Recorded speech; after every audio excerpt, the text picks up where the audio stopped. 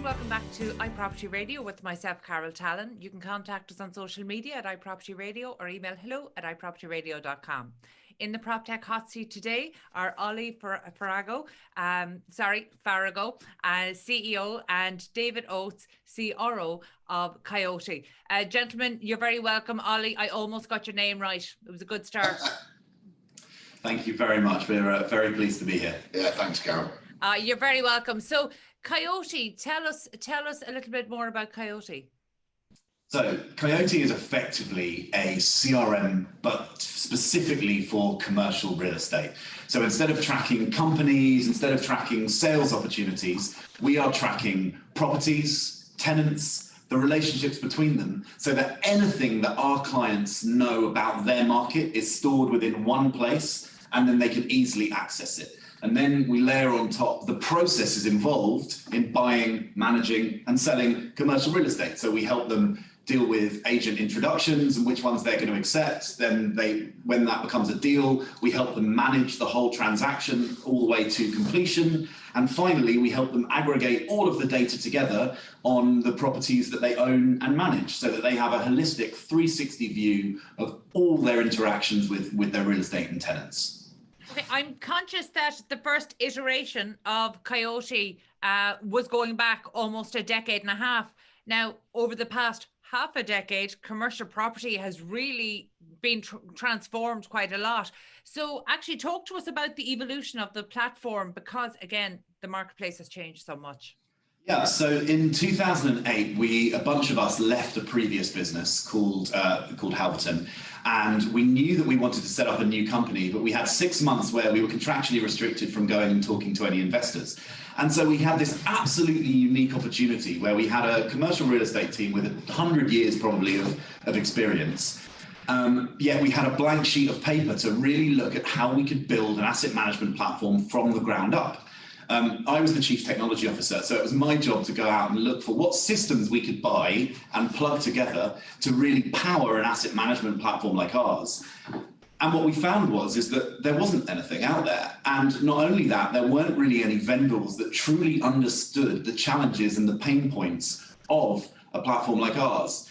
And so we kind of took the decision, with nothing out there to buy, that we had no option but to build it. And so I kind of went down into the basement, started tapping away, because I had a sort of coding and development background. And then 6 months later, in April 2009, we launched our real estate business, M7 Real Estate, with an in-house technology platform that we called Coyote. And quite quickly, as you say, the market's transformed a lot in the last 5 years, but in 2009, there was very little tech out there whatsoever.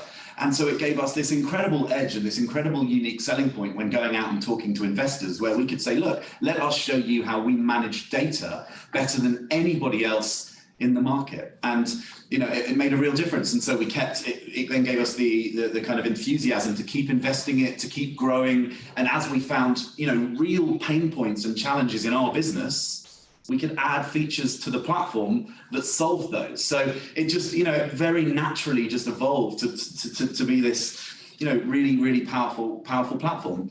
And it helped us grow a lot up until about 2017. And then in 2017, we started turning around and we said to ourselves, like, do we really need a software platform as a USP anymore? Or actually, is our USP our 8-year track record in raising funds and exiting them? It's the data that we've collected over 8 years, not the tech itself. And so we decided that we would spin it out into a separate business, which is the Coyote business that we are today, and start selling it to the wider commercial real estate community. And that's what we've been doing for the last 5 years. That's a really interesting transition. And because it was effectively custom designed for your portfolio, how did your competitors respond to that in the marketplace? It's a really good question. I think certainly initially, it was a very common question. It was like, oh, okay, but is this, we were thought of very much as M7 system, and there was this belief like, does that mean that in some way M7 get access to the data? And of course, it was never the case. We knew that we could never build a software company if there was, we didn't respect the strictest, confidentiality, and that was contractually enforced as well as everything else. But of course, it was something that we constantly had to talk about, we had to explain, and we had to get people comfortable with. And then I just think over 5 years, we've grown a lot. We've got over 60 clients now, including, publicly listed funds. And so it's today much less of an issue, but it definitely is something that you have to get people's heads around. Yeah, I don't, to be honest, in the last few months, we haven't seen it at all. No. And we are now talking to even larger public funds, as you would expect. Today, nobody brings it up anymore. No, because they're such a, relatively speaking, a very small part of our overall income. But yeah, it's an interesting transition.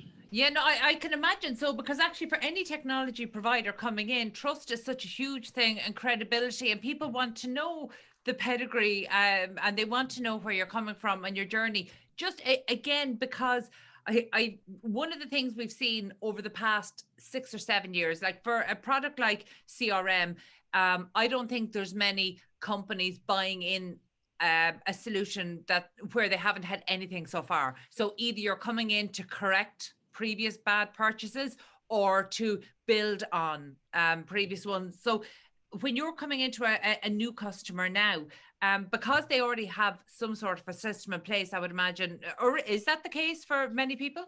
No, not really, because when we talk about a CRM, if you think about Salesforce, for example, that's all about people, contacts, deal progression, forecasting, but it's talking about the people that are related to that.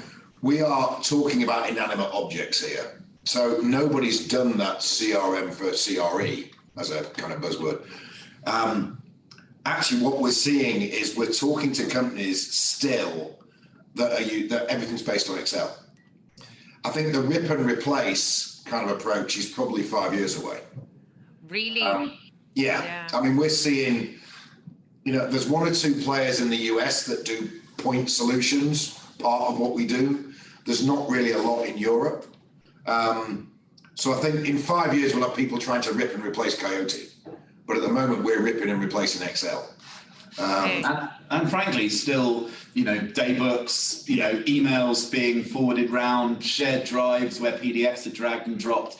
That's what we compete against more than anything else. And you'd think that's a good thing because, that's great because there's nothing out there and you can just, slot straight in. But actually, that's not necessarily the case because we have to educate the market as to why suddenly you should be paying a SaaS subscription, where at the moment, people feel like Excel is free.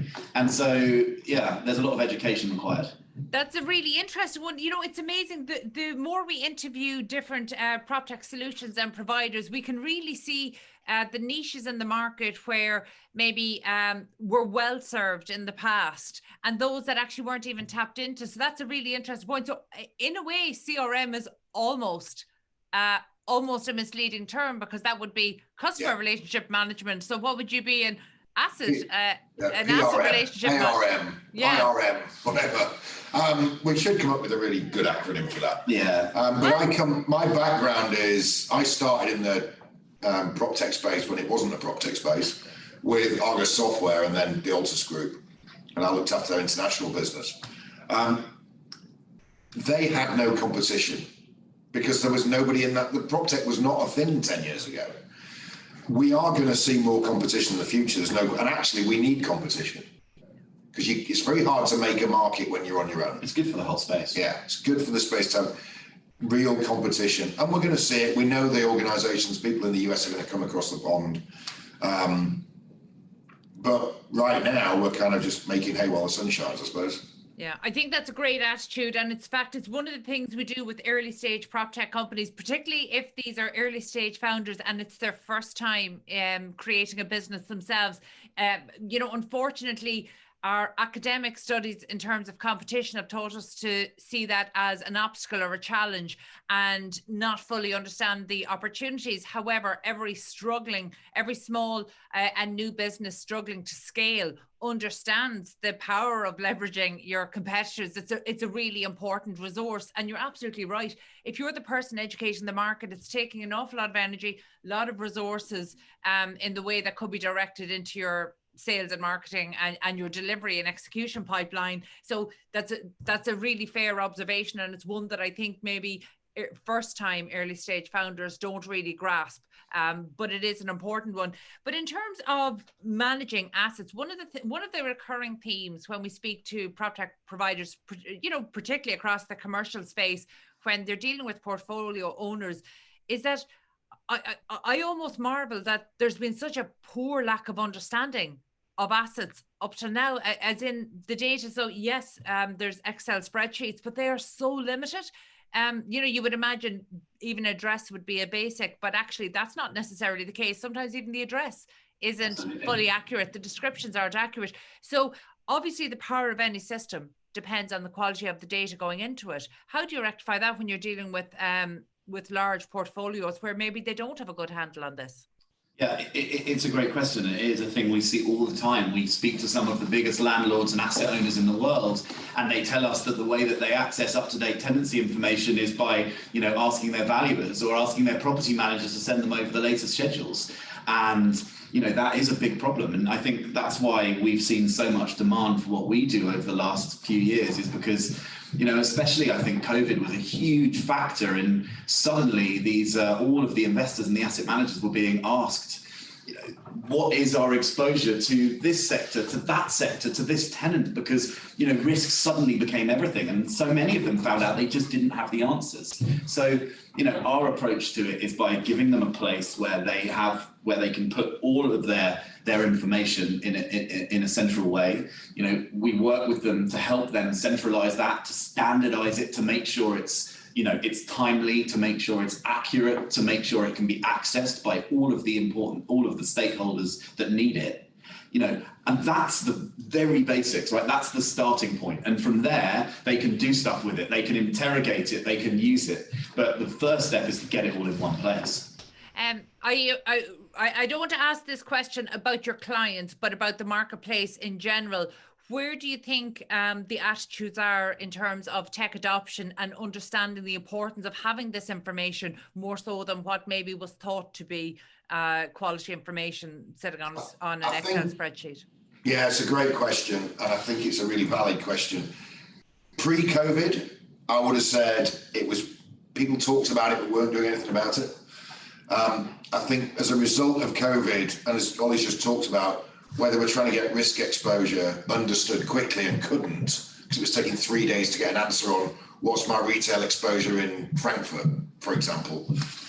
I think that attitude's changed quite a lot. And I think it's really high on CEOs' agendas now, is that, yes, we have no choice. We can't do everything on an Excel spreadsheet or over a handshake in the bar or on the back of a phone packet. We've actually got to have a system of record that allows us to really manage those assets in the best possible way, whether that's assets you already own or assets you're looking at.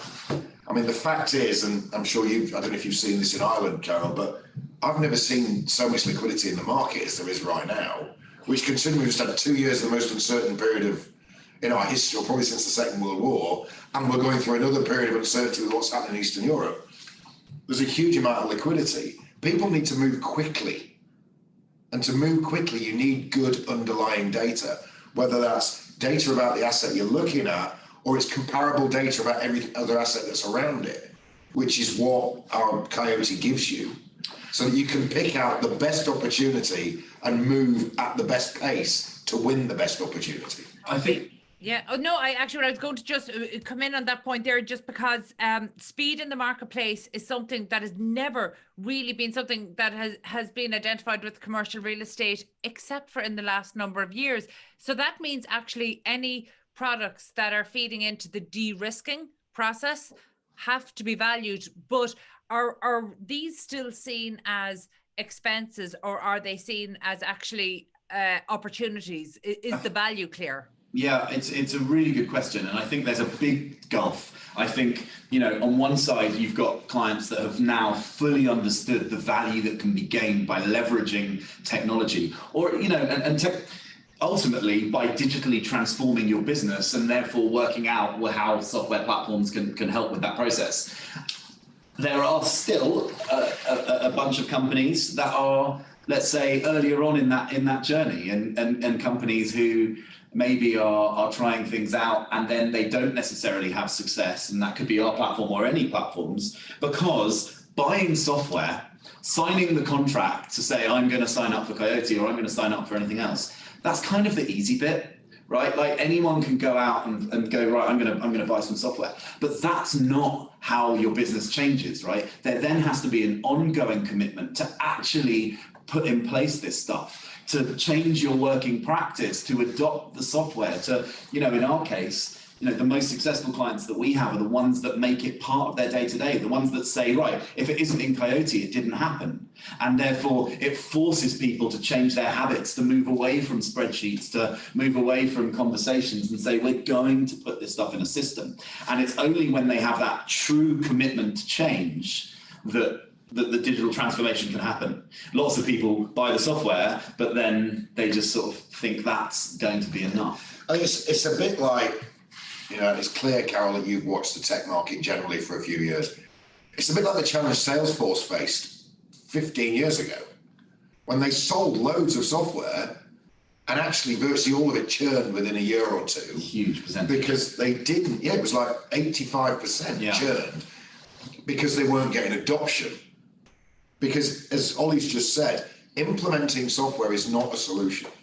Getting people to use it effectively is the solution, and then getting the value that software can really drive. And we've recognized that through our life cycle. And we now have, a strong, committed customer success team, and their job is to help customers leverage the Coyote solution to get the maximum value out of it, rather than going, there's a piece of software, off you go. Who are Coyote customers? So really, our client base ranges from small 5-person asset management practices, right the way through to FTSE 100 listed propcos, to we've got pension funds and large. We've got 60 clients who are, I think 50 of them are kind of UK based, and then 10 of them are spread around Europe, the US. So that gives you some good insights into trends across the geographical spread. So, for example, whenever we're talking about data and analytics and the value being added, I always try to bring it into as specific as possible for people listening, so that they can hopefully recognize if there's a need within their own organization. So can you talk to us maybe about how the data that you're generating and the analytics, how have they been helping your customers, say, over the past 2 years, over the pandemic, because it's so difficult to read a trend into such uncertain times? Yeah, absolutely. Well, we already talked about, by having the asset management data on your portfolio, you can answer questions when your investor phones you up very quickly. What is my exposure to DHL across Europe? Or, and that obviously then helps you with your active management. It helps you look at risk exposure and things like that. But on the other side of the platform, for acquisition teams, with Coyote, if you're logging absolutely everything that you hear about the market, so if Jones Lang LaSalle introduce you something in Dublin and it's an office building that you're not interested in buying at the moment, but you log that data anyway, you can extract leasing comparables, you can extract physical information about the building, and that information is going to give you an edge when you're looking at other buildings. So suddenly, if you're running at a deal, somewhere nearby, then you've got better intelligence than your competition, because not only have you got your market intelligence, not only have you got your agents advising you, you've also got this wealth of information that you're now collecting, structuring, and using instead of throwing away, which bluntly is what most companies are doing with it. They're getting the emails, they might file them, but they can't really utilize that to go, oh, well, we know this tenant next door is paying £7 a foot, and that was as at their rent review, which was last year. And so by utilizing the actual data that otherwise is being wasted, it gives you a competitive edge to move faster than your competition, to bid better prices than your competition, so that ultimately they buy the best deals and they generate better returns for their investors. And that's what it's all about. And that's a really good place for your company to be sitting, because I'm just going back to the fact that the software was first developed 13 years ago, but actually is a standalone product over the past 5 years. So you're still in that scaling stage, and almost half of that scaling stage, actually more if we take into consideration Brexit and other factors. So over half of the time of the life of your company has been spent in what would be seen as quite uncertain times globally for real estate. So actually, how has that helped you in terms of identifying new products? So in terms of Coyote, what are the different offerings that the service has? So the two core offerings that we think about is Coyote Market, which is effectively about tracking all of the data that you have on any properties, on any tenants, on absolutely any market intelligence, and then it helps you with transacting on those properties. So it helps you with the deal management process, what tasks are outstanding, who do I need to chase to move it forwards, and make sure that everyone in the business has full oversight on the transactions that are happening. And then the second half of the system is we call Coyote Managed, and that is about aggregating data from on all of your AUM. So, if you're a pan-European asset manager and you've got some buildings in Ireland managed by a property manager, some buildings in Scotland managed by a different property manager, and then some maybe in France, you might have 3 property managers using 3 property management systems. And what we will do is integrate with all 3 of those, so that the data's centralized into one place and you have a complete holistic view that then allows you to report quicker, smarter, and those sort of things. The market climate that we've existed in has definitely helped develop those offerings. Not Brexit, COVID was the perfect example because, I'm not going to lie, like in March 2020, when the lockdowns were first announced, it was brutal for us. It's brutal for everyone, but as an enterprise SaaS provider, with a long sales cycle, where we build up a pipeline over time, all of our client base suddenly went, well, we need to figure out how we're going to log in from home and how we're going to check emails and, what our investors need. Like, no one was interested in signing multi-year contracts for enterprise SaaS. So we knew it was going to be difficult to sign business for the next, 3-6 months. And so what we could do, though, the beauty of SaaS is it's recurring revenue, and they will pay you month in, month out, as long as you don't mess it up and as long as they don't leave. So we turned all of our attention to the 45 clients that we had at the time and said, right, how can we make them more successful? And we're super proud that over the 2 years since March 2020, we didn't have any churn during the core COVID period, and we came up with incredible features that we co-created with our clients to then help them through that period. And I think the other thing we did, which has proved really beneficial to clients, is one of the things that became apparent, particularly during the pandemic, was any software solution requires data to be entered into the system. People had better things to do than entering data. So we then introduced a service called Coyote Plus, where our clients can send us all their intros, all of them. They don't touch any of them now. And we enter the data, check it, clarify it for accuracy, and then just hand it back or load it straight into their system. So they're not worried about data entry. That has been phenomenally successful. Because actually what we've realised is our clients don't want to do that grunt work. Yeah. And that's the thing that I would love for any early stage startups listening here to really take that on board. There's such value in listening to your customers at early stage and understanding, giving yourself the room and the space to get so much better when you understand not just your market, but your customer. Just before we finish up, can you maybe talk us through one or two of the features maybe that emerged, some of the new features that had to be put in place? So you mentioned there the Plus feature, which is a great idea, doing the data entry. Any other features maybe that were kind of pandemic responsive, but likely to add value beyond the pandemic? I think Coyote Plus was a big one, and the rest was all about risk monitoring. It really was all those things that were allowing. We had clients that typically would look at their asset management reporting as a quarterly exercise, and suddenly their investors were saying, that's not good enough. Like, things are moving so rapidly, we need to be able to do more than that. And so we built out tooling that would help our clients report on a much more regular basis, but without creating the same overhead that's needed quarterly, on a more regular. So we had clients that moved from quarterly reporting to monthly, and in some cases fortnightly reporting during that pandemic. And that in a commercial real estate business, reporting is the bane of everybody's life because it takes weeks. And I think that the big thing we focused on, which was really important, Ollie talked about risk. I think the other side to that is investor confidence was shattered during the pandemic. They had no idea what was happening to their billions and billions of pounds or euros because nobody knew what was going to happen in the marketplace. What Coyote enabled our customers to do was to give those investors confidence that they knew what they were doing. Yeah.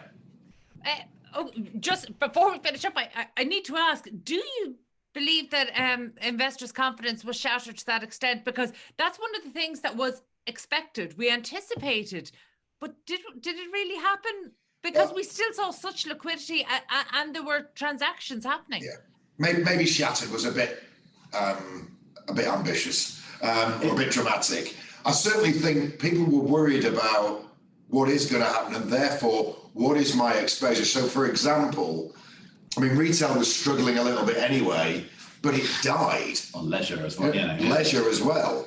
So people wanted to know what's my exposure in those sectors. And they didn't want to wait 2 or 3 days to get the answer. They wanted it when they're on the phone. You're right. It wasn't shattered, but it was collapsing. Yeah.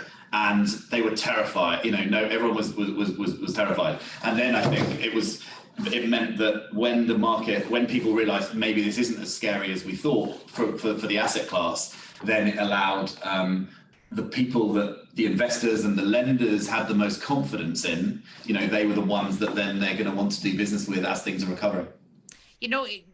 You're really painting a picture of how actually over the last at least half a decade, but arguably longer, we really have kind of lunged from global crisis event to global crisis event. And actually, I think de-risking has really become the value add for not just commercial real estate, but a lot of different sectors within the marketplace, that de-risking is really where the value is to be had. And we know that data will do this.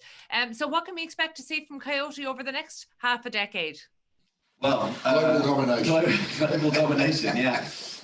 We're just in the process, which we'll be announcing in the next few weeks, but we're just in the process of closing a fairly significant funding round for us, which is really going to allow us to kind of grow the business to the next level. We're lucky enough to already have a team of 40 incredibly talented people based here in London, but we want to grow that team to in sort of a couple of key areas, both on the sales side of the business, but I think also in the technology side of the business. We want to double the size of our engineering function so that we can keep working with our 60 clients hand in hand to build a tool that is going to continue to transform the way that commercial real estate firms buy, manage and sell real estate globally. And that's our mission. That sounds really exciting. Yeah, the only other piece I'd add to that is what I'm seeing with my team is a move into, there are much bigger players now looking at Coyote as a solution. We've kind of established a lot of credibility now. That's fair. And we've got a couple of big pension funds already on the books, but we're seeing a lot more large, significant players in the global commercial real estate market looking at Coyote. And I think that's going to be a big shift in the next 18 months. Exciting stuff. We look forward to welcoming you to Ireland. But that's it. That's all we have time for today. Thank you so much to Ollie Farago, CEO, and Dave Oates, CRO of Coyote. And that's it from the Proptech Hot Seat today. You can get in touch with the show on social media at iPropertyRadio or email hello@iPropertyRadio.com. My thanks to the Hear Me Roar production team and to Luke Delaney on sound for Dublin South FM. Until next time, thank you for listening.